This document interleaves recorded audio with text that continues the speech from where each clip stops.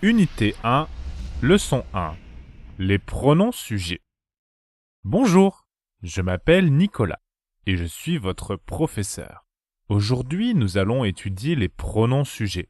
En français, le sujet d'un verbe est toujours indiqué par un nom ou par un pronom sujet. Regardons ensemble la liste des pronoms sujets. Je, tu, il, elle, nous, vous, il, elle. Que faut-il retenir? Règle 1. Le pronom sujet je prend la forme contractée J' devant un verbe qui commence par une voyelle ou par un H. Exemple 1. J'ai 22 ans, j'habite à Paris. Exemple 2. Je suis étudiant.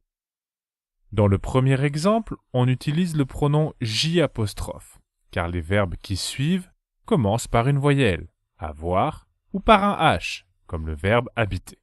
Dans le deuxième exemple, on utilise le pronom je, car le verbe qui suit ne commence pas par une voyelle, il commence par une consonne.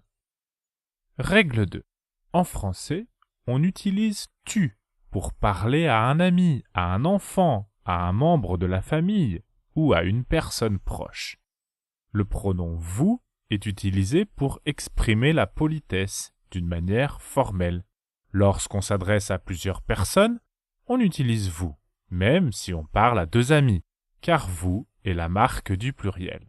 Règle 3. On utilise le pronom il avec un S pour désigner plusieurs noms masculins. Par exemple, si dans un groupe de personnes nous avons Richard, Pierre et Nicolas, il faut utiliser il. Si dans ce même groupe on ajoute Agnès, qui est une femme, on utilise encore le pronom il. On utilise elle avec un S seulement s'il n'y a que des femmes. Règle 4. À la différence de l'anglais, il n'y a pas d'équivalent français du pronom it. Pour désigner une chose, on utilise il pour un nom masculin ou elle pour un nom féminin. Exemple 1. Mon chien, il est beau. Exemple 2. Ma tortue, elle est belle.